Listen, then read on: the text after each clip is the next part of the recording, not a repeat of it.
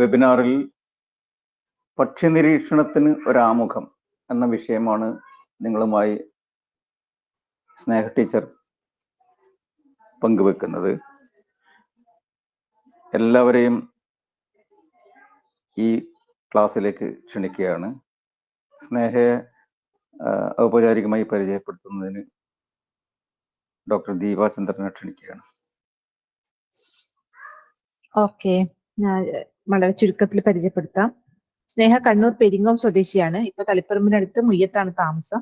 ഫോറസ്ട്രിയിൽ ബിരുദവും ബിരുദാനന്തര ബിരുദവും കേരള അഗ്രികൾച്ചർ യൂണിവേഴ്സിറ്റിയിൽ നിന്ന് പൂർത്തിയാക്കി. 2012 തളിപ്പറമ്പ് സർ സയ്യിദ് കോളേജിൽ ഫോറസ്ട്രി ഡിപ്പാർട്ട്മെന്റിൽ അസിസ്റ്റന്റ് പ്രൊഫസറായിട്ട് ജോലി ചെയ്യാൻ തുടങ്ങി. ഇപ്പോൾ ഹെഡ് ഓഫ് ദ ഡിപ്പാർട്ട്മെന്റ് കൂടിയാണ്. വിഷയം ഫോറസ്ട്രി ആയതുകൊണ്ട് തന്നെ പക്ഷികൾ, പൂമ്പാറ്റകൾ, സസ്യങ്ങൾ, കാടുകൾ തുടങ്ങിയ എല്ലാം സ്നേഹയ്ക്ക് താല്പര്യമുള്ള വിഷയങ്ങളാണ്. കൊച്ചുകുട്ടികൾക്കുൾപ്പെടെ ഈ വിഷയങ്ങളിൽ സ്ഥിരമായി ക്ലാസ് എടുക്കാൻ പോകാറുണ്ട്. കോളേജുകളിലും സ്കൂളുകളിലും NSS പരിപാടികളുമായിട്ടൊക്കെ സഹകരിക്കുന്നുണ്ട്. അതുപോലെ ഇപ്പോൾ ഞാവലുകളിലെ ജനിതക വൈവിധ്യത്തെ കുറിച്ചിട്ടുള്ള ഗവേഷണത്തിലാണ് സ്നേഹ. അപ്പോൾ സ്നേഹ, സ്വാഗതം. Thank you Deepa teacher, Deepa doctor, VC മാഷെ, അതുപോലെ ക്ലാസ് കേൾക്കാൻ വന്നിരിക്കുന്ന എല്ലാ കൂട്ടുകാർക്കും വർക്ക് വിത്ത് മെമ്പേഴ്സിനും നന്ദി, നമസ്കാരം. പ്രസന്റേഷൻ തുടങ്ങിക്കൂടെ? തുടങ്ങാം.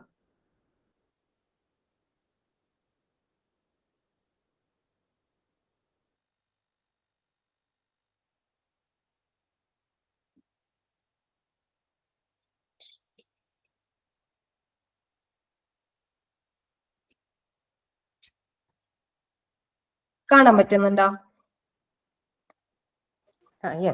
കാണുന്നുണ്ട്. കാണാം. അപ്പൊ എല്ലാവർക്കും നമസ്കാരം. ഞാൻ പക്ഷികളെ കുറിച്ച് നമ്മൾ കുറെ ദിവസങ്ങളായിട്ട് സംസാരിച്ചുകൊണ്ടിരിക്കുന്നുണ്ട്. അപ്പൊ എങ്ങനെയൊക്കെയാണ് പക്ഷികളെ നിങ്ങൾ നോക്കിക്കൊണ്ടിരിക്കുന്നുണ്ട്. അപ്പൊ എങ്ങനെയൊക്കെയാണ് കുറച്ചുകൂടി നന്നായിട്ട് പക്ഷികളെ നോക്കാം എന്നുള്ള ഒരു കാര്യത്തിനെ കുറിച്ചാണ് ഞാൻ ഇന്ന് പറയാൻ പോകുന്നത്. നിങ്ങൾ ഓൾറെഡി ദീപ്തി ടീച്ചറുടെ ക്ലാസ് കേട്ടിട്ടുണ്ട്.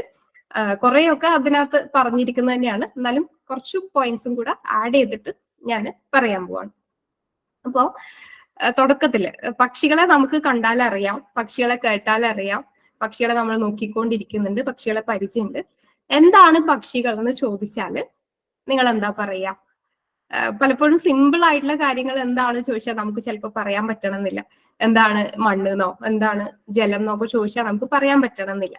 പക്ഷെ പക്ഷികളെ കുറിച്ച് നമുക്ക് കറക്റ്റ് ഒരു ഡെഫിനിഷൻ ആവശ്യമുണ്ട്. കാരണം ഇപ്പോ പറക്കുന്നതെല്ലാരും പക്ഷികളല്ല. ഇപ്പോ വവ്വാല് പറയുന്നത് പക്ഷിയല്ല. എല്ലാ പക്ഷികളും പക്ഷെ പറക്കുന്നില്ല. അപ്പൊ അതുകൊണ്ട് തന്നെ പക്ഷികളെ എന്താണെന്ന് ഡിഫൈൻ ചെയ്തുകൊണ്ട് നമുക്ക് തുടങ്ങാമെന്ന് വിചാരിക്കുന്നു. അപ്പൊ നമുക്ക് ഏറ്റവും പരിചയമുള്ള ഒരു പക്ഷിന്റെ ചിത്രമാണ് നിങ്ങൾക്ക് ഇവിടെ കാണാൻ പറ്റുന്നത്. അപ്പൊ ഇതിന്റെ പക്ഷികളുടെ പ്രത്യേകതകൾ നോക്കിക്കഴിഞ്ഞാൽ പക്ഷികൾക്ക് സാധാരണ മൃഗങ്ങൾക്കൊക്കെ 4 കാലുകളാണ് ഉണ്ടാവുക. പക്ഷികൾക്ക് 4 കാലുകൾ പകരം അതിൽ 2 എണ്ണം കാലുകളായിട്ടും 2 എണ്ണം ചിറകുകളായിട്ടും മോഡിഫൈ ചെയ്തിട്ടുണ്ടാവും. അതുപോലെ അവരുടെ പുതിയ കുഞ്ഞുങ്ങളെ ഉണ്ടാക്കുന്നത്, പ്രത്യുൽപാദനം നടത്തുന്നത് മുട്ടയിട്ടിട്ടാണ്. നട്ടലുള്ള, അതായത് വലിയ വിഭാഗത്തിൽപ്പെട്ട, ഉയർന്ന വിഭാഗത്തിൽപ്പെട്ട ജീവികളാണ് പക്ഷികള്. പിന്നെ അവർക്ക് കൊക്കുകളുണ്ട്. അപ്പൊ ഇത്രയൊക്കെ പറഞ്ഞു കഴിഞ്ഞാൽ ഏകദേശം നമ്മള് ജീവികൾ, സമുദ്രത്തുനിന്ന് ജീവികൾ ഉണ്ടായി തുടങ്ങി ഡൈനോസറുകൾ വരെ എത്തിയ അവരുടെ ഇടയിലുള്ള പ്രത്യേകതകളൊക്കെയാണ് നമ്മളിവിടെ പറയുന്നത്. അപ്പൊ ഒരു ഡൈനോസറിനെയും പക്ഷിയെയും എങ്ങനെ തിരിച്ചറിയാൻ, അതായത് നമ്മൾ പക്ഷികളെ പറയാ ജീവിച്ചിരിക്കുന്ന ദിനോസറുകൾ, അല്ലെങ്കിൽ ദിനോസറുകൾ എന്നാണ് പക്ഷികൾ ഉണ്ടായിരിക്കുന്നത് എന്നാണ് പറയാം. പക്ഷെ നമ്മൾ പക്ഷികളെ ദിനോസറുകൾ എന്ന് ഇപ്പൊ പറയാത്തതിന് കാരണം പക്ഷികൾക്ക് ഈ കൊക്കുണ്ട്. കൊക്കിന്റെ ഉള്ളില് നമ്മൾ വായി തുറന്നു നോക്കിയാല് പല്ലുകൾ ഉണ്ടാവില്ല എന്നുള്ളതാണ്. അതേസമയം ദിനോസറുകൾക്ക് നമുക്കറിയാം, നമ്മൾ സിനിമയിലൊക്കെ കാണാറുണ്ട്, വലിയ കടിച്ചു കീറാൻ പറ്റുന്ന പല്ലുകൾ ഉണ്ട്. അപ്പൊ ഇതൊക്കെയാണ് പക്ഷികളുടെ പ്രത്യേകതകൾ എന്ന് പറയുന്നത്. അപ്പൊ ഇതൊക്കെ വെച്ചിട്ട് നമുക്ക് പക്ഷികളെ എന്താണ് എന്നുള്ളത് നിർവചിക്കാൻ പറ്റും. പിന്നെ അവരുടെ ഒരു പ്രത്യേകത എന്ന് പറയുന്നത് അവരുടെ ഡൈവേഴ്സിറ്റിയും ഡിസ്ട്രിബ്യൂഷനുമാണ്. ലോകത്തെ എല്ലായിടത്തും പക്ഷികളുണ്ട്. തണുത്തുറഞ്ഞു കിടക്കുന്ന ധ്രുവപ്രദേശങ്ങൾ മുതൽ പക്ഷികൾ കാണപ്പെടുന്നുണ്ട്. പലതരത്തിലുള്ള, അതായത് ഡൈവേഴ്സ് ആണ്, നല്ല വൈവിധ്യമാർന്ന തരത്തിലുള്ള പക്ഷികൾ ലോകം എമ്പാടുമായിട്ട് വിതരണം ചെയ്യപ്പെട്ടിട്ടുണ്ട്. നമ്മള് ചെറുപ്പകാലം തൊട്ട് നമുക്ക് പക്ഷികളൊന്നും ഇഷ്ടമില്ല എന്നുണ്ടെങ്കിൽ പോലും നമ്മുടെ കണ്ണിൽ പെടുന്ന ഒരു കൂട്ടം പക്ഷികളുടെ ചിത്രമാണ് ഞാനിവിടെ വെച്ചിരിക്കുന്നത്. നമ്മൾ കുഞ്ഞു കുട്ടികൾ കണ്ണും കൊണ്ട് കാണാൻ പറ്റുന്നില്ല, തിരിച്ചറിവാകുമ്പം തൊട്ട് കുട്ടികളോട് പറയും ഭക്ഷണം കഴിച്ചില്ലെങ്കിൽ ഞാൻ കക്കക്ക് കൊടുക്കും, അല്ലെങ്കിൽ കോഴിക്ക് കൊടുക്കും എന്നൊക്കെ പറഞ്ഞിട്ട്. അതുപോലെ നമ്മൾ ചിത്രം വരക്കാൻ ആദ്യം വരച്ചു നോക്കുന്ന ഒരു പക്ഷി പറയുന്നത് കൊക്കുകളായിരിക്കും. തത്തമ്മയെയും മയിലിനെയും പ്രാവിനെയും ഒക്കെ നമ്മൾ കഥകളിൽ കൂടെ പരിചയപ്പെടുന്നുണ്ട്. അതുപോലെ കേൾക്കാന് നമ്മൾ പ്രത്യേകിച്ച് ഇൻട്രസ്റ്റ് ഒന്നും കൊടുത്തില്ലേലും ഇതുപോലുള്ള പക്ഷികളുടെ സൗണ്ട് ഒക്കെ നമ്മൾ കേൾക്കാറുണ്ട്. ഇത് നിങ്ങൾ കേട്ടിട്ടുണ്ടാവും. നമ്മുടെ മൈനയുടെ സൗണ്ടാണിത്.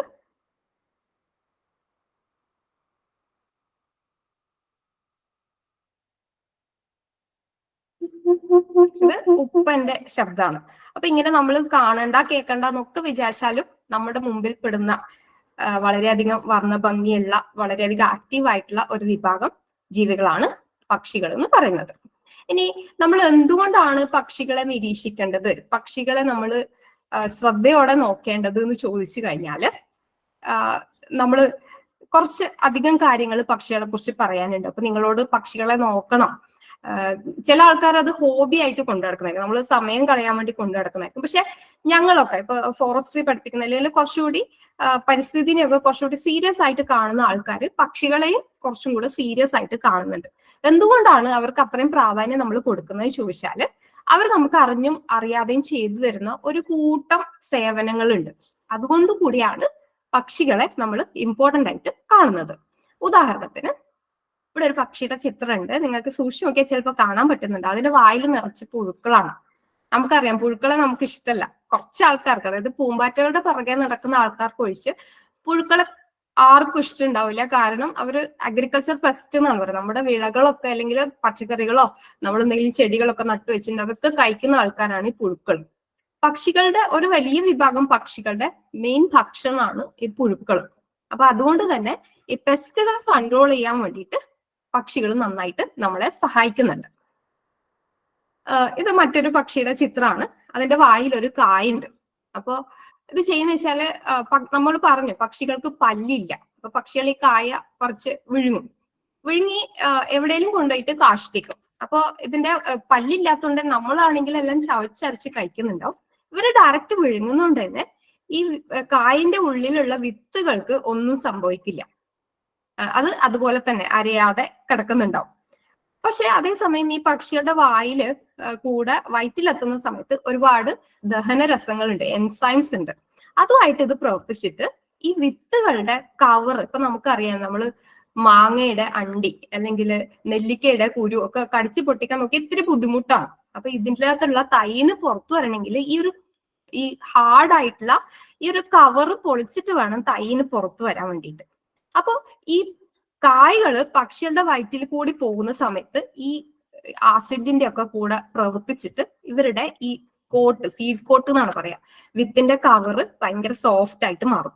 അപ്പൊ ഇത് എവിടെയാണോ പോയിട്ട് കാഷ്ടിക്കുന്നത് അവിടെ വളരെ എളുപ്പത്തിൽ ഈ ചെടിക്ക് മുളച്ചു വരാൻ പറ്റും, ഈ വിത്തിന് മുളച്ചു വരാൻ പറ്റും. അപ്പൊ അങ്ങനെ പക്ഷികളുടെ സഹായത്തോടെ മാത്രം വിത്ത് വിതരണം നടക്കുന്ന അല്ലെ പുതിയ ചെടികൾ ഉണ്ടാകുന്ന ഒരുപാട് ചെടികൾ ലോകത്തുണ്ട്. അപ്പൊ അതുകൊണ്ടും കൂടെ പക്ഷികൾ പ്രധാനമുള്ളതാണ്. പിന്നെ ഇവിടെ വേറൊരു ചിത്രം നിങ്ങൾ കാണുന്നുണ്ട്. ഒരു പൂവിന്റെ അടുത്ത് തേൻ കുടിക്കാൻ വേണ്ടിയിട്ട് വന്ന് നിൽക്കുന്ന ഒരു പക്ഷിയാണ്. എന്തിനാണ് പൂക്കൾക്ക് തേന്? പൂക്കള് തേന് വെച്ചേക്കുന്നത് ഈ പക്ഷികൾക്കും പൂമ്പാറ്റകൾക്കും തേനീച്ചകൾക്കും ഒക്കെ കുടിക്കാനാണ്. അവരത് കുടിക്കുന്നതിനോടുകൂടെ മറ്റൊരു കാര്യം കൂടെ ഈ ചെടികൾക്ക് ചെയ്തു കൊടുക്കുന്നുണ്ട്, തിരിച്ചൊരു ഉപകാരം എന്നുള്ള രീതിയിൽ. അതായത് ഈ ചെടിയുടെ പൂമ്പൊടി മറ്റൊരു ചെടിയിൽ കൊണ്ടുപോയി അല്ലെങ്കിൽ മറ്റൊരു പൂവിൽ കൊണ്ടുപോയിട്ട് ഇടുന്നുണ്ട്. ഇതിനെ നമ്മൾ പരാഗ വിതരണം അല്ലെങ്കിൽ പോളിനേഷൻ എന്നാണ് പറയാ. ഇങ്ങനെ ഇത് നടന്നാൽ മാത്രമേ പൂമ്പൊടി ഒരു സ്ഥലത്ത് നിന്ന് വേറൊരു സ്ഥലത്തേക്ക് പോയി വീണാൽ മാത്രമേ വിത്തുകൾ ഉണ്ടാവുള്ളൂ. അപ്പൊ ഈ ഒരു പ്രോസസ്സിന് പക്ഷികൾ സഹായിക്കുന്നുണ്ട്. നാലാമത് ചിത്രം കാണുന്നത് ഒരു കഴുകനാണ്. അതിന്റെ വായില് ചത്ത് കിടക്കുന്ന ഒരു ജീവിയുണ്ട്. അല്ലെങ്കിൽ നിങ്ങളിപ്പം ടൗണിലൊക്കെ പോയി കഴിഞ്ഞാൽ നിങ്ങൾ കണ്ടിട്ടുണ്ടാവും കയ്യിൽ ചൂലും പിടിച്ചു നിൽക്കുന്ന ഒരു കാക്കേന്. നമ്മൾ പറയും കാക്ക നമ്മുടെ ചുറ്റുപാട് വൃത്തിയാക്കുന്നുണ്ട് ഇതെല്ലാം, അല്ലെ? അതുപോലെ നമ്മുടെ ചുറ്റുപാട് വൃത്തിയാക്കുന്ന ഒരുപാട് പക്ഷികളുണ്ട്. ഈ ചത്തതും ചീഞ്ഞതും ആയ ജീവികളെയൊക്കെ തിന്ന് തീർത്ത് നമ്മുടെ ചുറ്റുപാടും വൃത്തിയാക്കി നമുക്ക് രോഗങ്ങളൊന്നും വരാതെ സംരക്ഷിക്കുന്ന രീതിയിലുള്ള കുറെ പക്ഷികളുണ്ട്. അപ്പൊ ഇതൊക്കെ നമുക്ക് പക്ഷികൾ ചെയ്തു തരുന്ന ഉപകാരമാണ്. ഇനി ഇതൊന്നും അല്ലാതെ മറ്റു ചില ഉപകാരങ്ങളും കൂടെ പക്ഷികൾ ചെയ്യുന്നുണ്ട്. അതായത് അതിലൊന്ന് പറഞ്ഞു കഴിഞ്ഞാൽ സയന്റിസ്റ്റിന് അല്ലെ പുതിയ ഡിസ്കവറിക്ക് വേണ്ടിയിട്ടുള്ള ഒരു ഇൻസ്പിറേഷൻ എന്നുള്ള രീതിയിലാണ്. നോക്കൂ, ഇത് ജാപ്പനീസ് ബുള്ളറ്റ് ട്രെയിനിന്റെ ചിത്രമാണ്. നമ്മുടെ ട്രെയിനെ നിങ്ങൾ ശ്രദ്ധിച്ചിട്ടില്ലേ? നമ്മുടെ ട്രെയിനും ഈ ട്രെയിനും തമ്മിൽ എന്താ വ്യത്യാസം? നമ്മുടെ ട്രെയിന് മൂക്കില്ല അല്ലെ, ഇതിനൊരു മൂക്ക് പോലെയുള്ള സ്ട്രക്ചർ ഉണ്ട്. അപ്പൊ പറഞ്ഞു വരുന്നത് നമ്മുടെ ട്രെയിന് നമുക്കറിയാം, നമ്മൾ അത്യാവശ്യം നിർത്തണമെങ്കിലും ചങ്ങല വലിച്ചാലും ഇതിന് കുറെ ദൂരം നിരങ്ങി പോയിട്ടേ നിർത്താൻ പറ്റുള്ളൂ. അതുപോലെ സ്പീഡ് പറഞ്ഞത് ഒരുപാടൊന്നും കൂട്ടാൻ പറ്റില്ല.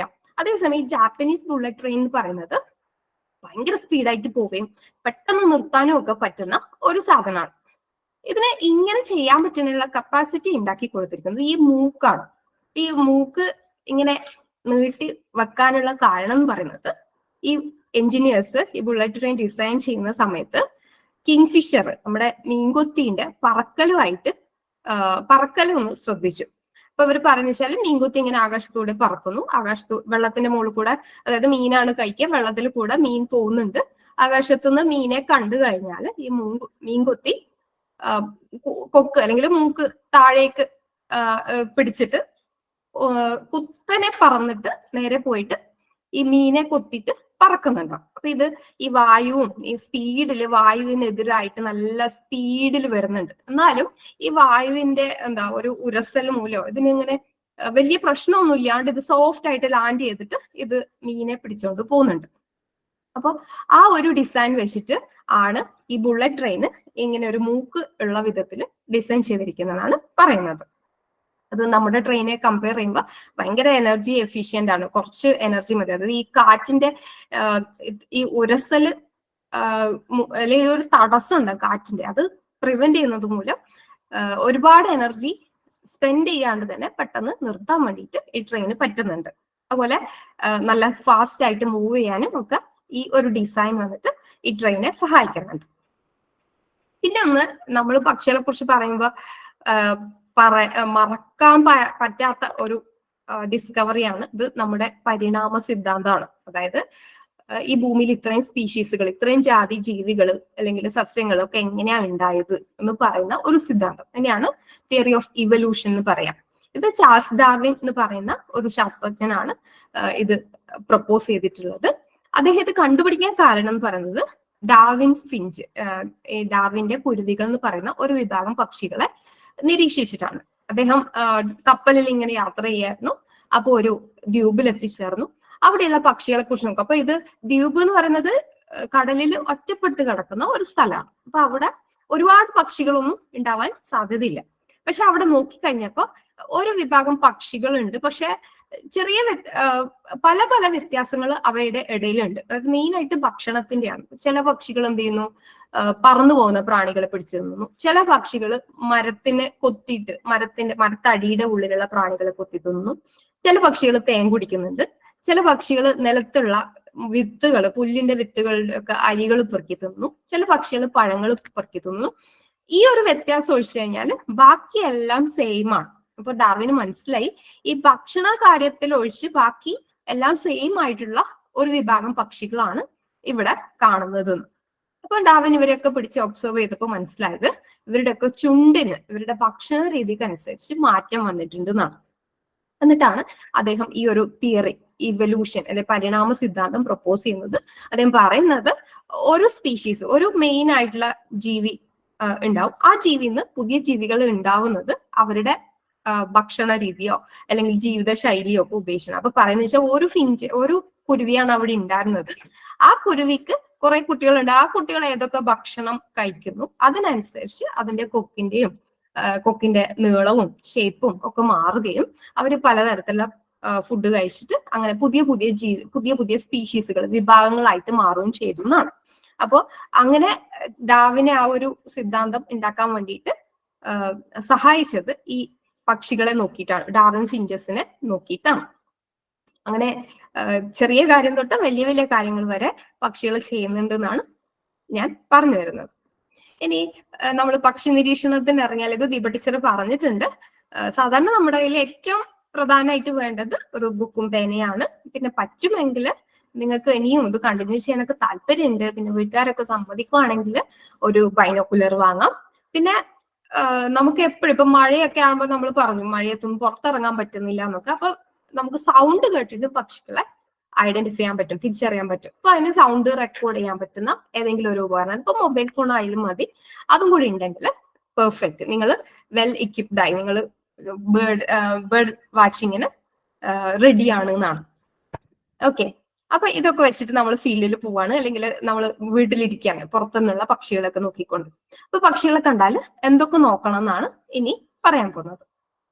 സോ നമ്മള് ഇതും ദീപ്തി ടീച്ചർ പറഞ്ഞിട്ടുണ്ട്, എന്നാലും ഒന്നും കൂടെ പറയാണ്. നമ്മൾ കാണുന്ന സ്ഥലം, തീയതി, സമയം, കാലാവസ്ഥ, പക്ഷികളുടെ എണ്ണം, പിന്നെ മറ്റ് കാര്യങ്ങൾ, പക്ഷി എന്താ ചെയ്യുന്നത്, ചിലപ്പോ തേൻ കുടിക്കുന്നതായിരിക്കും, ചിലപ്പോൾ കുട്ടിക്ക് ഭക്ഷണം കൊടുക്കുന്നുണ്ടാവും, ചിലപ്പോൾ വീടുണ്ടാക്കാനുള്ള സാധനങ്ങൾ കളക്ട് ചെയ്യുന്നുണ്ടാവും, അല്ലെങ്കിൽ ഏറ്റവും മുകളിൽ കയറുന്ന പാട്ട് പാടിക്കൊണ്ടിരിക്കുന്നുണ്ട്. അപ്പൊ അതൊക്കെ ഒന്ന് നോക്കിയിട്ട് എഴുതിയെടുക്കാം. പിന്നെ എവിടെയാണ് കാണുന്നത് അതും ഇമ്പോർട്ടന്റ് ആണ്. ചിലത് നിലത്ത് ചാടി ചാടി നടക്കുന്നുണ്ടാവും, ചിലത് ഇലക്ട്രിക് പോസ്റ്റിലായിരിക്കും ഇരിക്കുന്നുണ്ടാവുക, ചിലത് മരത്തടിയുടെ മുകളിലായിരിക്കും, അല്ലെങ്കിൽ കുറ്റിച്ചെടിയുടെ മുകളിലായിരിക്കും. അപ്പൊ അങ്ങനെയുള്ള കാര്യങ്ങളും കൂടെ ഒന്ന് നോട്ട് ചെയ്ത് വെക്കാം. ഇനി പക്ഷിയെ കണ്ടു കഴിഞ്ഞാൽ എങ്ങനെ നോക്കണം എന്നാണ് പറയാൻ പോകുന്നത്.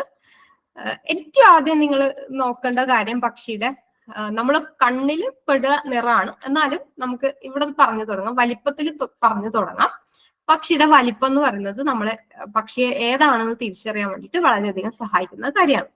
അപ്പോ നമ്മൾ ഏതെങ്കിലും ബുക്ക്, പക്ഷികളെ കുറിച്ചുള്ള ബുക്കൊക്കെ എടുത്ത് നോക്കിയാൽ അതിനകത്ത് കറക്റ്റ് പറഞ്ഞിട്ടുണ്ട് 16 സെന്റിമീറ്റർ അല്ലെങ്കിൽ 20 സെന്റിമീറ്റർ 25 സെന്റിമീറ്റർ എന്നൊക്കെ. അപ്പൊ നമ്മൾ വിചാരിക്കുക ഈ പക്ഷിനെ നമുക്ക് പിടിക്കാനൊന്നും പറ്റില്ലല്ലോ, പിന്നെ എങ്ങനെയാ ഇത് അളക്കാം? അപ്പൊ നമ്മൾ ചെയ്യേണ്ടത് വെച്ചാൽ നമ്മുടെ മനസ്സിൽ നമുക്ക് ഏറ്റവും പരിചയമുള്ള കുറച്ച് പക്ഷികളെ മനസ്സിൽ വിചാരിക്കാം. അപ്പൊ കാക്കയെ എല്ലാവർക്കും അറിയാം, കോഴിയെ അറിയാം, അല്ലെങ്കിൽ കുരുവി, അല്ലെങ്കിൽ മൈന, ഇതിനൊക്കെ അറിയാം. നമുക്ക് എന്ത് ചെയ്യാം? കാക്കയെ പോലെ വലിപ്പമുള്ള, അല്ലെങ്കിൽ കാക്കയേക്കാൾ കുറച്ച് ചെറുതായിട്ടുള്ള, മൈനയുടെ അത്രയുള്ള, മൈനയേക്കാൾ മെലിഞ്ഞ, അങ്ങനെയുള്ള രീതിയിൽ നമുക്ക് പക്ഷികളെ ഒന്ന് കമ്പയർ ചെയ്തിട്ട് എഴുതി വെക്കാം. അപ്പൊ ഞാനിന്നൊരു പക്ഷിയെ കാണുകയാണ്, ഇപ്പൊ സ്ഥലവും തീയതിയും കാലാവസ്ഥയും എന്താ ചെയ്യണേന്നൊക്കെ എഴുതിയിട്ട് ഞാൻ അതിന്റെ താഴെ എഴുതാണ്. വലിപ്പം കാക്കയേക്കാൾ ചെറുതാണ്, എന്നാൽ കുരുവിയേക്കാൾ വലുതായിട്ടുള്ള ഒരു പക്ഷിയാണ് ഞാൻ ഇന്ന് കണ്ടത്. ഇതിന്റെ ഒരു പ്രാധാന്യം എന്ന് വെച്ചാൽ, ഇപ്പൊ ഞാൻ നോക്കൂ, 2 ചിത്രങ്ങൾ ഇവിടെ കൊടുത്തിട്ടുണ്ട്. 2 കറുത്ത പക്ഷികളാണ്, കറുത്ത കണ്ണാണ്, കറുത്ത ചുണ്ടാണ്. നിങ്ങൾക്ക് അറിയാം പക്ഷികൾ, എന്നാലും ഞാൻ ഈ ഒരു പോയിന്റ് സ്ട്രെസ് ചെയ്യാൻ വേണ്ടിയിട്ട് പറയുന്നതാണ്. രണ്ടും 2 വ്യത്യസ്ത പക്ഷികളാണ്. ഒന്ന് ഡ്രോങ്കോ വിഭാഗത്തിൽപ്പെട്ട ആനറാഞ്ചി എന്ന് പറയുന്ന ബ്ലാക്ക് ഡ്രോങ്കോ ആണ്. രണ്ടാമത് കാണുന്നത് നമ്മുടെ കാക്കയാണ്. അപ്പൊ ഇത് രണ്ടും നമ്മൾ കറുത്ത പക്ഷി എന്ന് എഴുതി കഴിഞ്ഞു കഴിഞ്ഞാൽ പ്രശ്നമാവും. അപ്പൊ ആ രീതിയിൽ നമ്മൾ വലിപ്പം കൂടെ ഒന്ന് നോട്ട് ചെയ്യാം. മറ്റൊരു കാര്യം ആകൃതിയാണ്. പ്രത്യേകിച്ച് നിങ്ങൾ കുറെ പേരൊക്കെ നന്നായിട്ട് ചിത്രം വരക്കുന്നവരുണ്ട്. അപ്പൊ നമുക്ക് എന്ത് ചെയ്യാം, ഈ പക്ഷിയുടെ ഒരു ആകൃതി, എല്ലാ പക്ഷികളും ഒരുപോലെ ആയിരിക്കും. ചിലത് നല്ല ഉരുണ്ട പക്ഷികളുണ്ടാവും, ചിലത് നീണ്ട പക്ഷികളുണ്ടാവും. ഇത് ഒന്നാമത്തെ കാണുന്ന പക്ഷിയുടെ കഴുത്ത് നീണ്ട, അല്ലെ കൊക്ക് നമ്മൾ വിളിക്കുന്ന പക്ഷികളാണ്. അപ്പൊ ഇതിനെയൊക്കെ ജസ്റ്റ് ഒന്ന് വരച്ച് വെക്കാം വേണമെങ്കിൽ. അപ്പൊ ആകൃതി വെച്ചിട്ട് നമുക്ക് പക്ഷികളെ തിരിച്ചറിയാം. ഇവിടെ ഞാൻ 2 ഫോട്ടോ കൊടുത്തിട്ടുണ്ട്. 2 വെളുത്ത പക്ഷികളാണ്. ഒന്ന് ഉരുണ്ട കുറുകിയ ഒരു പക്ഷിയാണ്, ഒന്ന് നീണ്ട ഒരു പക്ഷിയാണ്. അപ്പൊ ഇതിന്റെ ആകൃതി നോട്ട് ചെയ്താലും നമുക്ക് പക്ഷികളെ എളുപ്പത്തിൽ തിരിച്ചറിയാൻ പറ്റും. മറ്റൊന്ന് പറയുന്നത് പക്ഷിയുടെ കൊക്ക് അല്ലെങ്കിൽ ചുണ്ട്, ബീക്ക് അല്ലെങ്കിൽ ബില്ല് എന്ന് പറയാം. ഇതിന് നോക്കേണ്ട ഒരു പ്രത്യേകത വെച്ചാൽ, നോക്കൂ, ഇത് രണ്ടും ഒരേ കളറുള്ള 2 പക്ഷികളാണ്. നോക്കൂ, ഒന്നാമത്തെ പക്ഷിനെ നോക്കുക, രണ്ടാമത്തെ പക്ഷിനെ നോക്കുക. ഒന്നാമത്തെ പക്ഷിയുടെ ചുണ്ട് നീണ്ടതാണ്, പക്ഷെ രണ്ടാമത്തെ പക്ഷിയുടെ ചുണ്ട് നോക്കിക്കഴിഞ്ഞാൽ ഒന്നാമത്തെ പക്ഷിയുടെ ചുണ്ട് കുറച്ചുകൂടി ചെറുതാണ്. രണ്ടാമത്തെ പക്ഷിക്ക് കൊക്കിനൊരു വളവുണ്ട്. ഇത് രണ്ടും തേൻകുരുവികളാണ്. സൺബേർഡ് എന്ന് പറയുന്ന വിഭാഗത്തിൽപ്പെട്ട 2 പക്ഷികളാണ്. രണ്ടാമത്തെ പക്ഷിനെ നോക്കിക്കഴിഞ്ഞാൽ നമുക്കറിയാം, നമുക്ക് അതിന്റെ ബോഡി സൈസ് വെച്ച് കുറച്ചും കൂടെ വലിയ കൊക്കുകൾ, കുറച്ചും കൂടെ വളഞ്ഞ നീണ്ട കൊക്കുകളാണ് ഉള്ളത്. അപ്പൊ ഇതിന്റെ ഷേപ്പ്, നീളം, ഈ 2 കാര്യങ്ങൾ നമ്മൾക്ക് നോക്കാം. പിന്നെ ഈ ചിത്രത്തിൽ കാണുന്നത് 2 കൊക്കുകളാണ്, അല്ലെങ്കിൽ ഇഗ്രറ്റുകളാണ്. ഒന്നിന്റെ കൊക്ക് നോക്കൂ, മഞ്ഞ കളറാണ്. ഒന്നിന്റെ കൊക്ക് ഒരു ബ്ലാക്കിഷ് അല്ലെങ്കിൽ ഗ്രീനിഷ് ആയിട്ടുള്ള കളറാണ്. അപ്പൊ ഇതും ഭയങ്കര ഇമ്പോർട്ടന്റ് ആണ്. കൊക്കിന്റെ ഷേപ്പ് നോക്കുക, സൈസ് നോക്കുക, കളർ നോക്കുക. പിന്നെ നോക്കൂ, ചില പക്ഷികൾക്ക് അതിന്റെ കൊക്ക് വെച്ചിട്ട് തന്നെ നമുക്ക് ആ പക്ഷിനെ പറയാം, വേറെ ഒന്നും നോക്കിയില്ലേലും കുഴപ്പമില്ല. അങ്ങനെയുള്ള ഒരു പക്ഷിയാണ് ഈ ആദ്യം കാണുന്നത്. അതിന്റെ കൊക്ക് നോക്കുക, രണ്ട് കൊക്കുകൾ തമ്മിൽ ചേരുന്നില്ല, ഇടയിൽ ഒരു ഗ്യാപ്പ് ഉണ്ട്. പിന്നെ ഓപ്പൺ ബിൽ എന്നാണ് പറയാ. അപ്പൊ ആ രീതിയിൽ കൊക്കുകൾ എങ്ങനെയാണ്, ഇപ്പൊ നമ്മൾ ചിത്രം വരക്കുന്ന കൂട്ടത്തില് പക്ഷിയുടെ കൊക്കിന്റെ ഷേപ്പ് ഒന്ന് നോക്കിയിട്ട്, ഇത് ബൈനോക്കുലർ ഉണ്ടെങ്കിലാണ് കുറച്ചുകൂടി പോസിബിൾ ആയിരിക്കുക. എന്നാലും ഇനി ഭാവിയിൽ നിങ്ങൾക്ക് സഹായം എന്നുള്ള രീതിയിൽ പറയുന്നതാണ്. അപ്പൊ ഇതിന്റെ ഷേപ്പും കൂടെ ഒന്ന് വരച്ചു വെക്കാൻ നോക്കാം. പിന്നെ ഒന്ന് കണ്ണുകളാണ്. കുഞ്ഞു പക്ഷിയായിരിക്കും, അനങ്ങാതിരിക്കില്ല, ഇങ്ങനെ എപ്പോഴും കുഞ്ഞു കുട്ടികളെ പോലെ തന്നെ ആയിരിക്കും, ഭയങ്കര ആക്റ്റീവായിട്ട് നിൽക്കുന്നതായിരിക്കും. ആ പക്ഷിയുടെ കണ്ണിനെ കുറിച്ചാണ് പറയാൻ പോകുന്നത്. നോക്കാൻ ഇത്തിരി ബുദ്ധിമുട്ടാണ്, എന്നാലും പക്ഷിയുടെ കണ്ണുകളും ചില സമയത്ത് നമ്മളെ ഐഡന്റിഫൈ ചെയ്യാൻ വേണ്ടിയിട്ട് സഹായിക്കാറുണ്ട്. ഇപ്പൊ രണ്ട് കറുത്ത പക്ഷികളാണ്, ഒന്നാമത് കാണുന്ന പക്ഷി നോക്കൂ, രണ്ടാമത് കാണുന്ന പക്ഷി നോക്കൂ. ഒന്നാമത്തെ പക്ഷിയുടെ കണ്ണ് ചുവപ്പാണ്, രണ്ടാമത്തെ പക്ഷിയുടെ കണ്ണ് കറുപ്പാണ്. ഒന്ന് കാക്കയും ഒന്ന് കൊയിലുമാണ്. അപ്പൊ ഇത് നോക്കിയാൽ തന്നെ പെട്ടെന്ന് മനസ്സിലാവും. അപ്പൊ ഈ രീതിയിൽ കണ്ണുകളുടെ കളർ നമുക്ക് നോക്കാം. കാലുകൾ നോക്കാം. അപ്പൊ രണ്ട് കൊക്കുകളാണ്, ഇഗ്രറ്റുകളാണ്. ഒന്നാമത്തെ കൊക്കിന്റെ കാല് നോക്കൂ, അതിന് നമ്മൾ സോക്സ് ഇടുന്നത് പോലെ കറുത്ത കാലിന് മഞ്ഞ വിരലുകളാണ്. ആ ഒറ്റ പോയിന്റ് വെച്ചിട്ട് നമുക്ക് ആ പക്ഷി ഏതാണെന്ന് തിരിച്ചറിയാൻ പറ്റും. അപ്പൊ അതുകൊണ്ട് തന്നെ കാലിന്റെ കളറും കൂടെ നിങ്ങൾ നോക്കാൻ വേണ്ടിയിട്ട് ശ്രദ്ധിക്കാം. ഇനി കൊക്കുകള് മിക്കവാറും ഒരു കാലൊക്കെ പൊക്കി പിടിച്ചിട്ട് ഇരിക്കുകയൊക്കെ ചെയ്യുന്നുണ്ട്. അപ്പം കുറച്ചുകൂടി എളുപ്പമാണ് കൊക്കിന്റെ കാലിന്റെ കളറ് നോക്കാൻ വേണ്ടിയിട്ട്. മറ്റൊന്ന് എണ്ണാണ്. ചില പക്ഷികൾ ഒറ്റക്കായിരിക്കും ഉണ്ടാവുക, ചില പക്ഷികൾ രണ്ടെണ്ണായിരിക്കും, ചില പക്ഷികൾ മൂന്നെണ്ണായിരിക്കും, ചില പക്ഷികൾ 6 or 7 ഉണ്ടാവുക, അല്ലെങ്കിൽ അതിനേക്കാൾ വലിയ കൂട്ടങ്ങളായിട്ട് പോകുന്നവരും ഉണ്ടാവും. അപ്പൊ ഈ എണ്ണവും കൂടെ ഒന്ന് എഴുതി വെക്കുന്നത് നല്ലതായിരിക്കും. അതുപോലെ മറ്റ് സ്വഭാവങ്ങൾ, ഇവര് ഒരിക്കലും വെറുതെ ഇരിക്കുന്നുണ്ടാവില്ല. നമ്മളാണ് ഫോണൊക്കെ നോക്കിക്കൊണ്ട് അല്ലെങ്കിൽ ടി വി ഒക്കെ കണ്ട് വെറുതെ ഇരിക്കുക. പക്ഷികൾ എപ്പോഴും എന്തെങ്കിലും ഒക്കെ ചെയ്തുകൊണ്ടിരിക്കുന്നുണ്ടാവും. അപ്പൊ അവരുടെ ആക്ടിവിറ്റി എന്താണെന്നുള്ളത് നോക്കാം. ചിലത് മരത്തിൽ കൊത്തിക്കൊണ്ടിരിക്കുന്നുണ്ടാവും, ചിലത് ദേഹമൊക്കെ ഉണക്കാൻ വേണ്ടി തൂവലൊക്കെ വിരിച്ച് ഉണക്കാൻ വേണ്ടിയിട്ട് നിൽക്കുന്നുണ്ടാവും, അല്ലെങ്കിൽ പിന്നെ പേനെടുക്കുന്നുണ്ടാവും, തൂവലുകൾ ചീകി ഒതുക്കുന്നുണ്ടാവും, തുള്ളി നടന്ന് ഗ്രൗണ്ടിലുള്ള സാധനങ്ങളൊക്കെ പെറുക്കി തിന്നുന്നുണ്ട്. അപ്പൊ ആ വിധത്തിലുള്ള സ്വഭാവങ്ങളും എവിടെയാണ് ഇരിക്കുന്നത് അങ്ങനെയുള്ള കാര്യങ്ങളൊക്കെയും ഒന്ന് നോട്ട് ചെയ്യാൻ വേണ്ടിയിട്ട് ശ്രദ്ധിക്കാം. മറ്റൊരു കാര്യമാണ് പക്ഷികളുടെ പറക്കല്. ഇത് ചിലപ്പോൾ നിങ്ങൾ ഇതുവരെ ശ്രദ്ധിച്ചിട്ടുണ്ടാവില്ല. ഒന്ന് നോക്കാം. ഒന്നാമത്തെ പക്ഷി നമ്മുടെ കാക്കയാണ്. കാക്ക സാധാരണ രണ്ട് കൈ അല്ലെങ്കിൽ ചിറകുകൾ ആട്ടി പറക്കുന്നുണ്ടാവും അല്ലെ. ഇത് സാധാരണ പക്ഷികൾ പറക്കുന്ന ഒരു രീതിയാണ്. ഇനി ഈ രണ്ടാമത്തെ പക്ഷി ഒരു പരുന്ത് വിഭാഗത്തിൽപ്പെട്ട പക്ഷിയാണ്. അതിനെപ്പോഴും ഇങ്ങനെ ചിറകിട്ട് അടിക്കേണ്ട കാര്യമില്ല. കുറച്ചു നേരം ചിറകിട്ട് അടിക്കും, പിന്നെ അവനിങ്ങനെ ഇതിങ്ങനെ വിടർത്തി വെച്ചിട്ട് ഇങ്ങനെ ഗ്ലൈഡ് ചെയ്യാണ് ചെയ്യുക, ആകാശത്ത് കൂടി ഗ്ലൈഡ് ചെയ്യാണ് ചെയ്യുക. ഒന്നാമത് കാക്ക ഇങ്ങനെ ചിറകിട്ട് അടിക്കുന്നത് നമ്മൾ ഫ്ലാപ്പിംഗ് എന്നാണ് പറയാ. പരുന്തുകള് കുറച്ചു നേരം ഫ്ലാപ്പ് ചെയ്യും, എന്നിട്ട് പിന്നെ ഇത് ഇങ്ങനെ ഒഴുകി നീങ്ങുകയാണ് ചെയ്യുക. അപ്പൊ ഇതിന് രണ്ടും കൂടെ ഫ്ലാപ്പിങ്ങും ഗ്ലൈഡിങ്ങും കൂടെ കൂടിയിട്ട് സോറിംഗ് എന്നാണ് ഈ പരുന്തിന്റെ പറക്കലിനെ നമ്മൾ പറയാം. ഇനി മൂന്നാമത്തെ ഒരു പക്ഷിയുണ്ട്. പക്ഷിയെ നോക്കൂ, ഇത് തുടർച്ചയായിട്ട് ചിറകിട്ടടിച്ച് വായുവിൽ ഇങ്ങനെ നിൽക്കാൻ വേണ്ടിയിട്ട് ശ്രമിക്കുക. മുകളിലോട്ടും വീഴുന്നില്ല, താഴോട്ടും വീഴുന്നില്ല, അങ്ങനെ നിൽക്കാൻ ശ്രമിക്കുകയാണ്. ഇത് മറ്റൊരു രീതിയിലുള്ള പറക്കലാണ്. ഇതിന് ഹോവറിംഗ് എന്നാണ് പറയാ. സൺബേർഡ് ആണ് കൂടുതലായിട്ട് അങ്ങനെ ചെയ്യുക.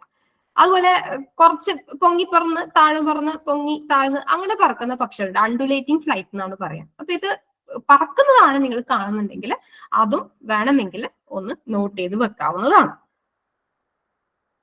ഏറ്റവും ഫസ്റ്റ് പറയേണ്ട പോയിന്റ് ആണ്, പക്ഷെ ഇത് ഞാൻ ഏറ്റവും ലാസ്റ്റ് പറയുന്നത് അതിന്റെ കൂട്ടത്തിൽ കുറച്ച് കാര്യങ്ങളും കൂടെ ആഡ് ചെയ്യാൻ വേണ്ടിയിട്ടാണ്. നിറം. പക്ഷികളുടെ ഏറ്റവും നമ്മൾ പെട്ടെന്ന് കണ്ണിൽ പെടുന്ന ഒരു പോയിന്റ് ആണ് നിറം എന്ന് പറയുന്നത്. ഇവിടെ 3 പക്ഷികളുണ്ട്, ഒരേ കോമ്പിനേഷൻ, മഞ്ഞയും കറുപ്പും കോമ്പിനേഷനിൽ 3 പക്ഷികളുണ്ട്.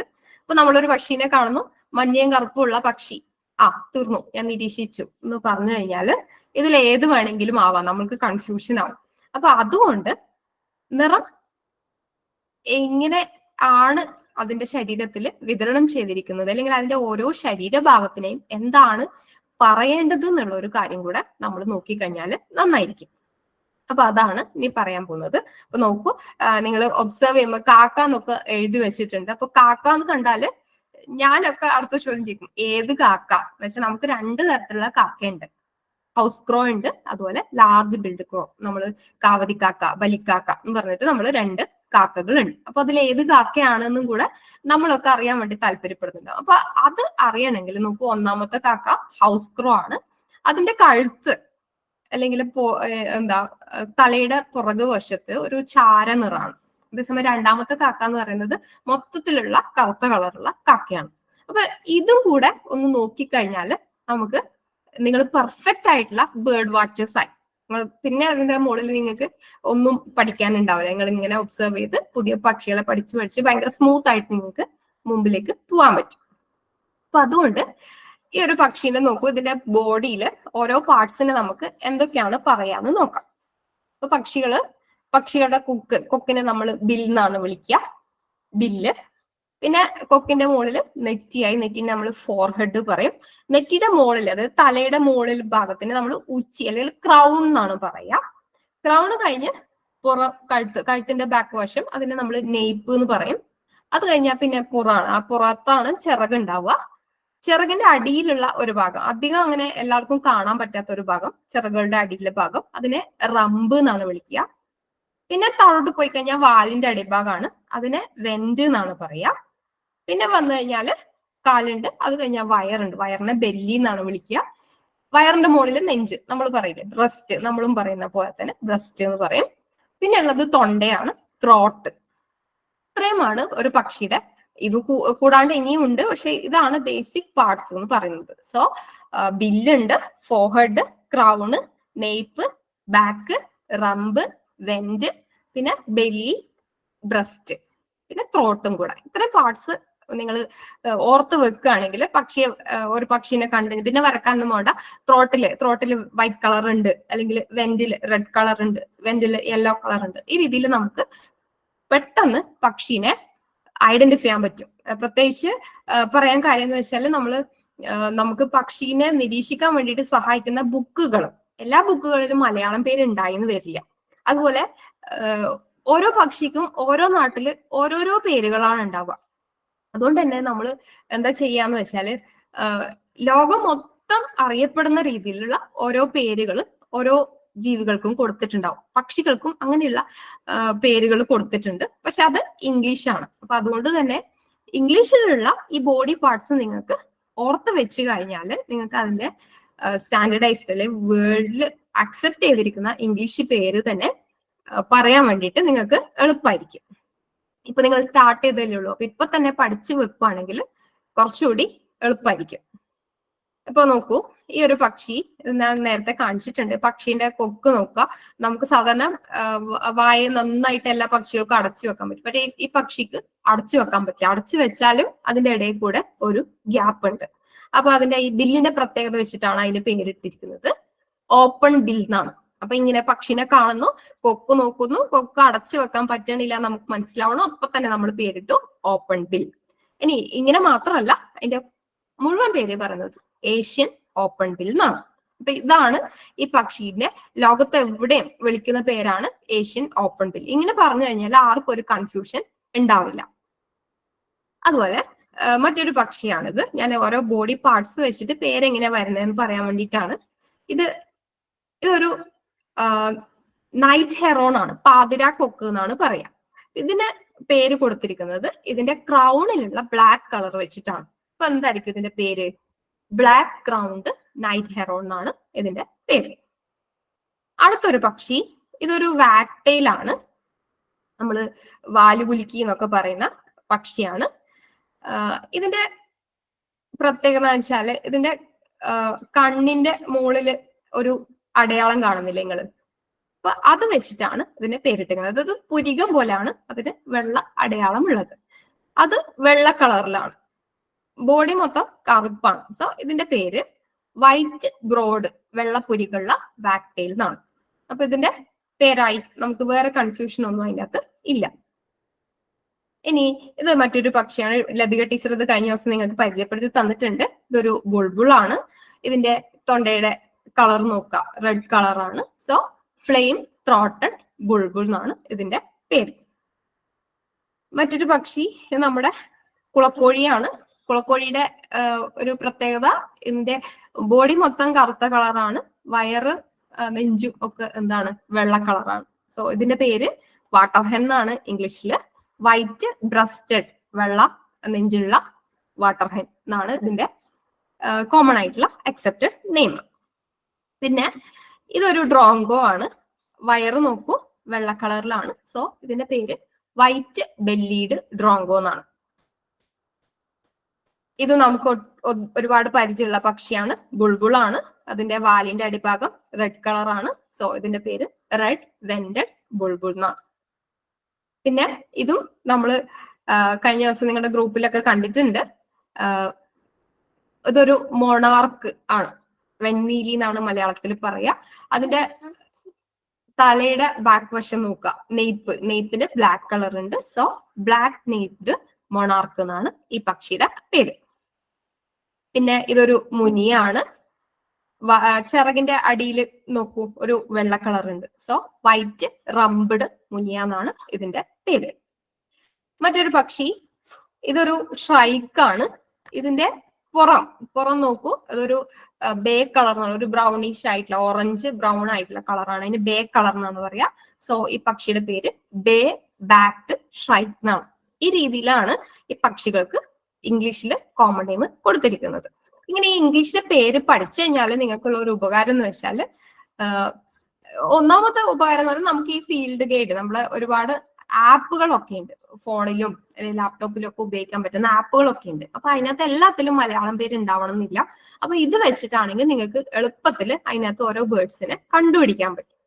അതുപോലെ ഒരു വിഭാഗം, ഇപ്പൊ നമുക്ക് ഒരു 5-6 ഡ്രോങ്കോകൾ ഉണ്ട്. നമുക്ക് ഡ്രോങ്കോ എന്ന് പറയുന്നത് ഞാനിവിടെ ഈ വൈറ്റ് ബെല്ലീഡ് ഡ്രോങ്കോനെ കാണിച്ചു തന്നിട്ടുണ്ട്.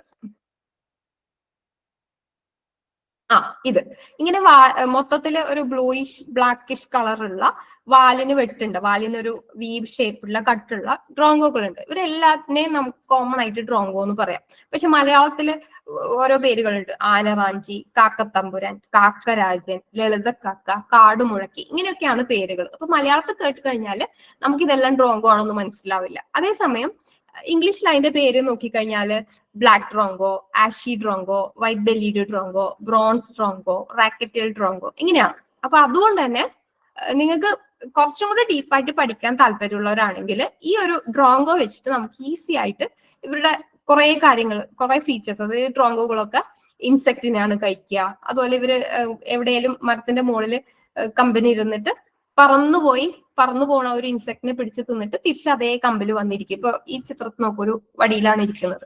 അപ്പൊ ഇങ്ങനെയുള്ള സ്വഭാവമൊക്കെ നമുക്ക് കോമൺ ആയിട്ട് പറയാൻ പറ്റും, പഠിക്കാൻ എളുപ്പമാണ്. അപ്പൊ അതുകൊണ്ട് ഞാൻ നിങ്ങളോട് പറയാ, പഠിക്കുമ്പോൾ എന്തായാലും ഇപ്പൊ നിങ്ങൾ ബേർഡ്സിനെ നോക്കാൻ വേണ്ടി തുനിഞ്ഞിറങ്ങിയിട്ടുണ്ട്. അപ്പൊ പഠിക്കുമ്പോൾ എന്ത് ചെയ്യാ, നിങ്ങൾ ഈ ഇംഗ്ലീഷിന്റെ കോമൺ നെയിം തന്നെ ഉപയോഗിക്കാൻ വേണ്ടിയിട്ട് ശ്രമിക്കുക. അപ്പൊ ഇത്രയാണ് ഞാൻ പറയാൻ വേണ്ടിയിട്ട് ഉദ്ദേശിച്ചിട്ടുണ്ടായിരുന്നത്. ഇനി എന്തെങ്കിലും ഉണ്ടെങ്കിൽ ചോദിക്കാം.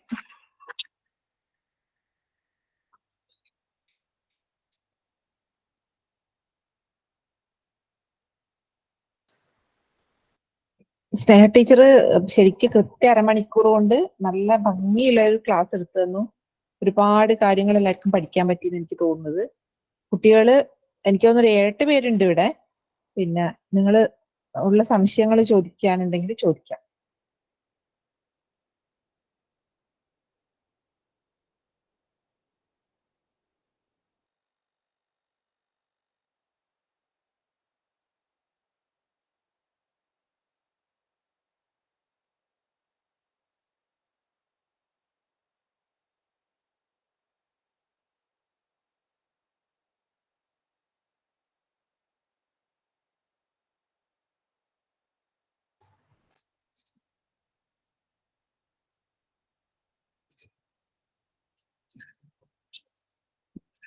ഇപ്പൊ 5-10 ദിവസമായില്ലേ എല്ലാരും ബേർഡിങ് എല്ലാം ചെയ്തു തുടങ്ങിയിട്ട്? ആർക്കും ഒന്നും ചോദിക്കാനില്ലേ?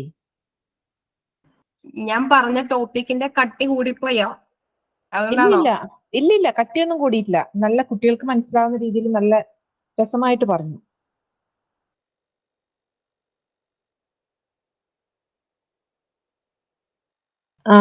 അമീൻ ചോദിക്കുന്നുണ്ട്, ബ്ലാക്ക് ഡ്രോങ്കോ ബ്രോൺസ് ഡ്രോങ്കോ തമ്മിലുള്ള വ്യത്യാസം പറഞ്ഞു കൊടുക്കാൻ. Mic open ആവുന്നില്ലേ?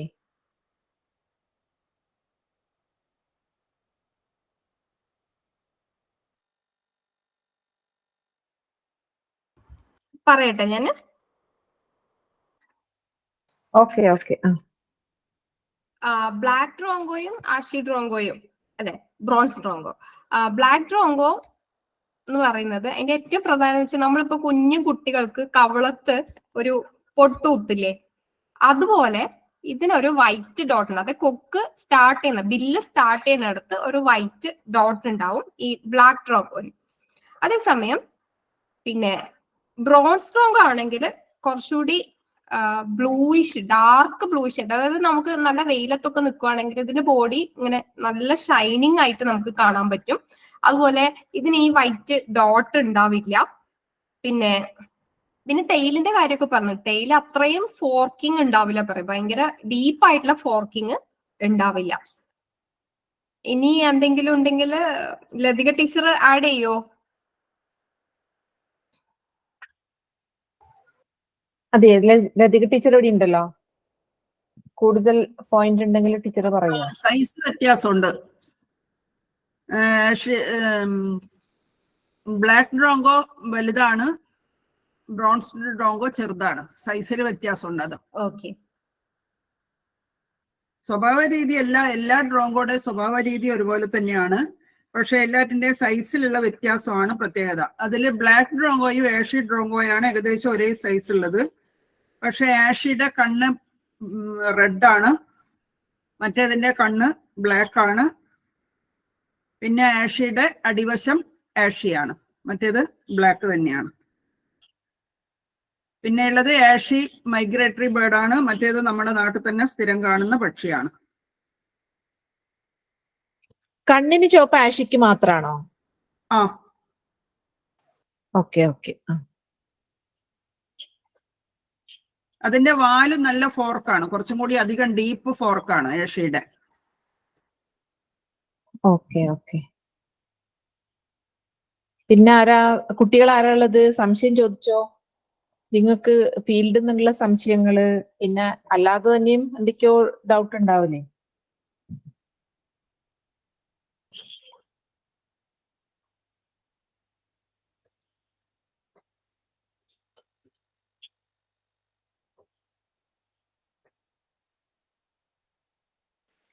അതുപോലെ എന്ന് കേൾക്കാമോ? കേൾക്കാം. അതുപോലെ എന്റെ നാട്ടിലൊക്കെ ഔൾസിന്റെ കോളൊക്കെ കേൾക്കാം, പക്ഷെ അതിനെ കാണാനാവില്ല. അതിന്റെ അടുത്ത് പോയാലും കോള് കേൾക്കാം, പക്ഷെ കാണാൻ എങ്ങനെയാണ് അത് ഇരിക്കുക? അതൊന്ന് പറയുമോ? അത് എങ്ങനെയാണത് മരത്തിലൊക്കെ ഇങ്ങനെ തിക്കായിട്ടുള്ള സ്ഥലത്താണ് ഉണ്ടാവുക?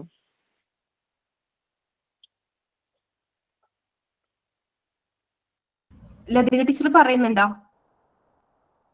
പറയാം. ഔൾസ് രാത്രി ഇര തേടുന്ന പക്ഷികളാണ്. അപ്പൊ പകല് അവ ഏതെങ്കിലും ഒരു മരത്തില്, അതായത് ധാരാളം ഇലകളുള്ള മരത്തിലായിരിക്കും അത് റോസ്റ്റ് ചെയ്യുന്നത്. കാരണം അത് കാക്കയൊക്കെ അതിനെ കണ്ടു കഴിഞ്ഞാൽ വല്ലാതെ ആക്രമിക്കുന്ന ഒരു ശീലമുണ്ട്.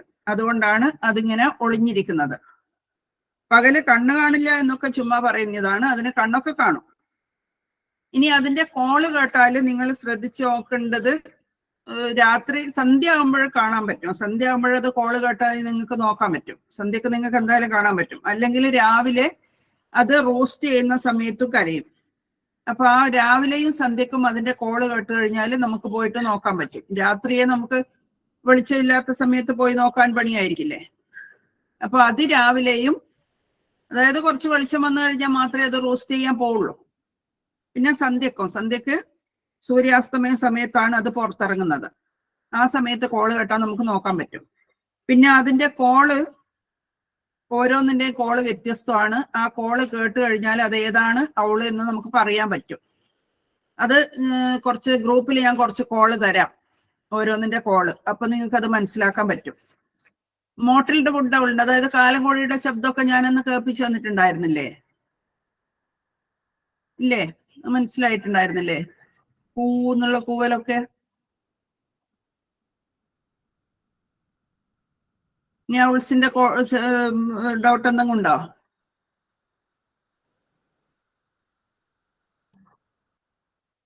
എന്തേ ആരും മിണ്ടാത്ത?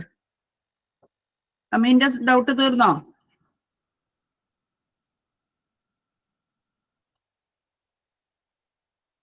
അമീൻ ഇനി കാണണം നിർബന്ധം ഉണ്ടെങ്കിൽ ടീച്ചർ പറഞ്ഞ പോലെ ആ സമയത്ത് ഒരു ടോർച്ചൊക്കെ എടുത്തിട്ട് പോയി കഴിഞ്ഞാൽ ചിലപ്പോൾ നിങ്ങൾക്ക് അത് കാണാൻ പറ്റും.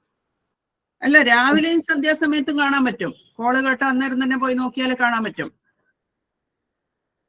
അന്നേരം വെളിച്ചുണ്ടാവല്ലോ. ആ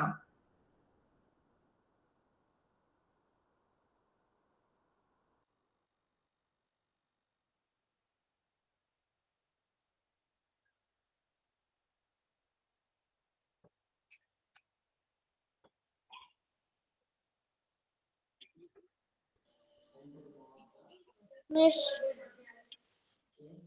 ആ പച്ച നിറോ തലക്ക് ഒരു മഞ്ഞ കറുപ്പ് കളറോ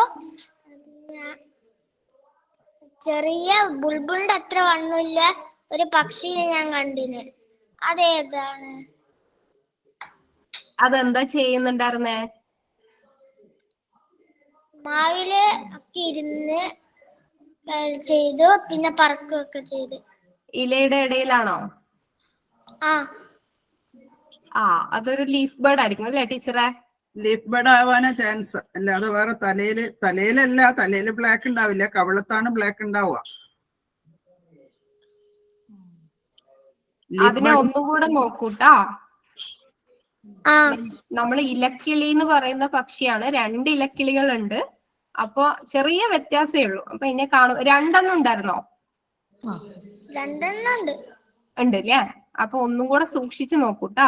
അതിന്റെ തലയിൽ എവിടെയെങ്കിലും സ്വർണ്ണ കളർ ഉണ്ടോ അല്ലെങ്കിൽ ഒരു മഞ്ഞ കളർ ഉണ്ടോ എന്നൊക്കെ. അതുപോലെ ഈ കറുപ്പ് നിറം എവിടെയാണ് ഇരിക്കണത്. ഇപ്പൊ നമുക്ക് അതിന്റെ ബോഡീന്റെ പാർട്ടൊക്കെ മനസ്സിലായില്ലേ? തലയിൽ നെറ്റിയാണോ പുറാണോ അങ്ങനെയൊക്കെ നോക്കണം എന്ന് മനസ്സിലായില്ലേ? അപ്പൊ നാളെ ഒന്നും കൂടെ നോക്കൂ. Okay okay. മാം, ആ കാണിച്ച തലയും ഇതൊക്കെ അടയാളപ്പെടുത്തിയ ആ ഫോട്ടോ ഒന്ന് ഗ്രൂപ്പിൽ അയക്കുമോ? ഇടാം. ഏതിന്റെയാണ്? അല്ല, ആ ബേർഡ്സിന്റെ ബോഡി പാർട്സിന്റെ ഫോട്ടോ ആ, ഇടുന്ന. Body parts. ആ, ഓക്കെ ഓക്കെ.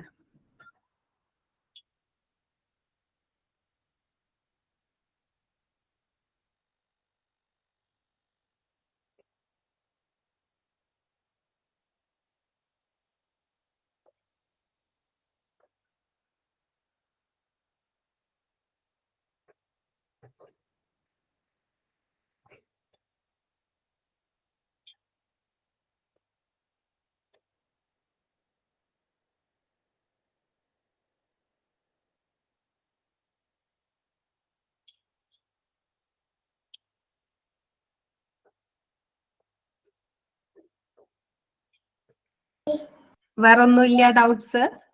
ശരിക്കും നിങ്ങൾ പക്ഷികളെ നോക്കിക്കൊണ്ടിരിക്കുമ്പോഴാണ്, അറിഞ്ഞുകൊണ്ടിരിക്കുമ്പോഴാണ് ഡൗട്ട്സ് കൂടുതൽ ഉണ്ടാവുക. കാരണം ഇപ്പൊ നിങ്ങൾ കാക്കേനെ കണ്ട കാക്ക എന്നാണ് ഇത്രയും ദിവസം എഴുതിക്കൊണ്ടിരുന്നത്. ഇനിയിപ്പൊ നോക്കൂലേ നിങ്ങൾ 2 തരം കാക്കയുണ്ട്, അതിന് ബ്ലാക്ക് കളർ ഉണ്ടോ അല്ലെങ്കിൽ ഫുള്ള് ബ്ലാക്ക് ആണോ, ചാര നിറമുണ്ടോ എന്നൊക്കെ. അപ്പൊ അതുകൊണ്ട് പഠിക്കും തോറും നിങ്ങൾക്ക് ഡൗട്ടുകൾ കൂടും. ഇതാണോ ലീഫ് ബേർഡ് എന്ന് പറഞ്ഞത്? കാണുന്നുണ്ടോ? അത് ഇതന്നെ. ആ, ഓക്കെ ഓക്കെ. അത് ഗോൾഡൻ ഫ്രണ്ടഡ് ലീഫ് ബേർഡ്, കാട്ടിലക്കിളി എന്ന് പറയും.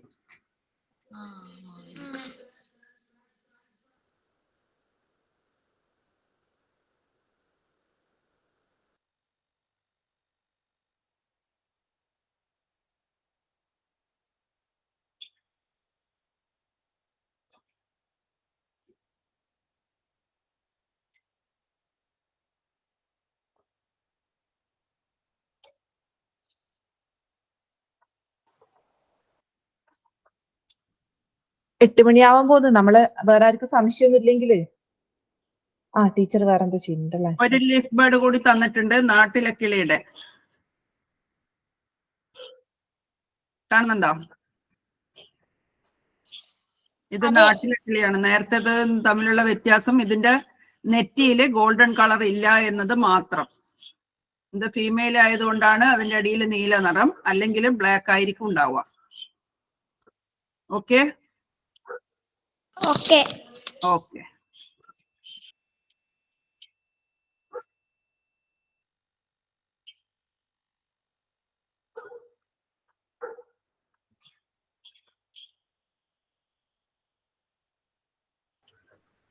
ഓക്കെ, 8 മണിയായി. ഇനി ആർക്കും സംശയമൊന്നും ഇല്ലെങ്കിൽ നമുക്ക് വൈൻഡ് അപ്പ് ചെയ്തൂടെ?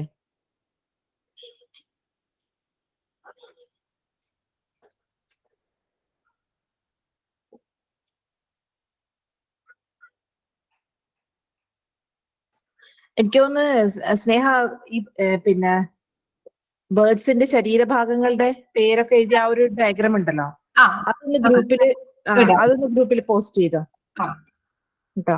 ആ. അപ്പോ പിന്നെ നമുക്ക് നിർത്താം. പിന്നെ അപ്പൊ ഇവിടെ നമുക്ക് ക്ലാസ് എടുത്ത സ്നേഹ ടീച്ചർക്ക് നമ്മുടെ ഗ്രൂപ്പ് മെമ്പേഴ്സിന്റെ പേരിലും അവിടെ വേർഡിംഗ് ടീമിന്റെ പേരിലും നന്ദി പറയാണ്. അതുപോലെ പിന്നെ ലതിക ടീച്ചർ, അവിടെ സ്വാഗതം പറഞ്ഞ VC, എല്ലാവർക്കും നന്ദി പറയാണ്. അപ്പൊ good night. Good night. Good night. Good night. Thank you.